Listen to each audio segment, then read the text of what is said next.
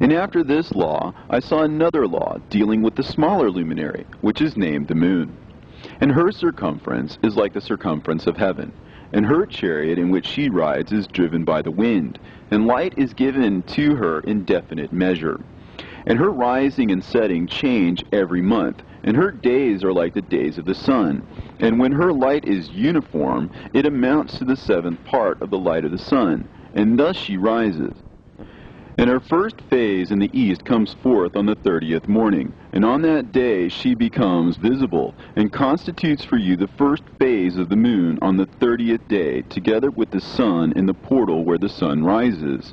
And the one half of her goes forth by a seventh part, and her whole circumference is empty, without light, with the exception of 1/7 part of it, and the 14th part of her light.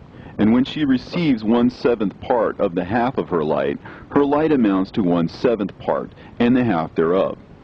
And she sets with the sun, and when the sun rises, the moon rises with him, and receives the half of 1 part of light. And in the night, in the beginning of her morning, in the commencement of the lunar day, the moon sets with the sun, and is invisible that night, with the 14 parts and the half of one of them. And she rises on that day with exactly a 7th part, and comes forth, and recedes from the rising of the sun. And in her remaining days she becomes bright in the remaining 13 parts. And I saw another course, a law for her, and how according to that law she performs her monthly revolution. And all these Uriel, the holy angel, who was the leader of them all, showed to me, and their positions, and I wrote down their positions as he showed them to me, and I wrote down their months as they were, and the appearance of their lights, till 15 days were accomplished. In single 7th parts she accomplishes all her light in the east, and in single 7th parts she accomplishes all her darkness in the west. And in certain months she alters her settings, and in certain months she pursues her own peculiar course. In 2 months the moon sets with the sun, in those 2 middle portals, the 3rd and the 4th. She goes forth for 7 days, and turns about, and returns again through the portal where the sun rises, and accomplishes all her light. And she recedes from the sun, and in 8 days enters the 6th portal, from which the sun goes forth. And when the sun goes forth from the 4th portal, she goes forth 7 days, until she goes forth from the 5th, and turns back again in 7 days into the 4th portal, and accomplishes all her light. And she recedes and enters into the 1st portal in 8 days, and she returns again in 7 days into the 4th portal, from which the sun goes forth. Thus I saw their position, how the moons rose and the sun set in those days. And if 5 years are added together, the sun has an overplus of 30 days, and all the days which accrue to it for one of those 5 years, when they are full, amount to 364 days. And the overplus of the sun and of the stars amounts to 6 days. In 5 years, 6 days every year come to 30 days, and the moon falls behind the sun and stars to the number of 30 days.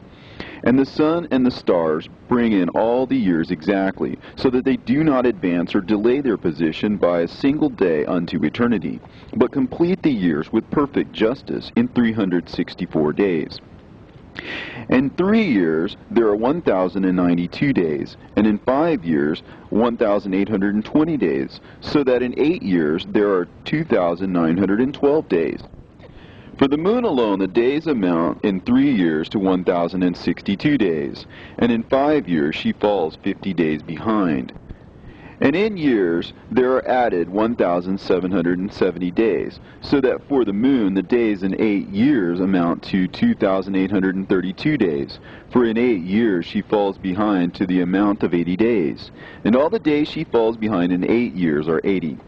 And the year is accurately completed in conformity with their world stations, and the stations of the sun, which rise from the portals through which the sun rises and sets 30 days.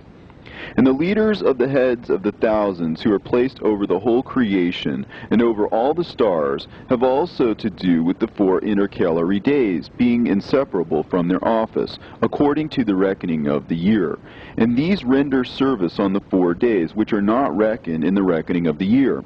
And owing to them men go wrong therein, for those luminaries truly render service on the world's stations, one in the first portal, one in the third portal of the heaven, one in the fourth portal, and one in the sixth portal. And the exactness of the year is accomplished through its separate 364 stations.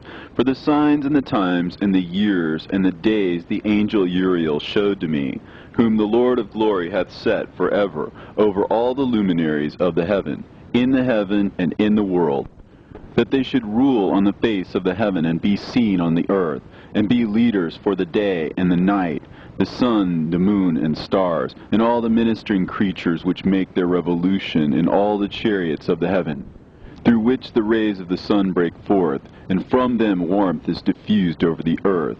And when they are opened at their appointed seasons, and the winds and the spirit of the dew, when they are open, standing open in the heavens at the ends. As for the 12 portals in the heaven, at the ends of the earth, out of which go forth the sun, moon, and stars, and all the works of heaven in the east and in the west, there are many windows open to the left and right of them, and one window at its appointed season produces warmth, corresponding as these do to those doors from which the stars come forth, according as he hath commanded them, and wherein they set corresponding to their number. And I saw chariots in the heaven, running in the world, above those portals in which revolve the stars that never set. And one is larger than all the rest, and it is that makes its course through the entire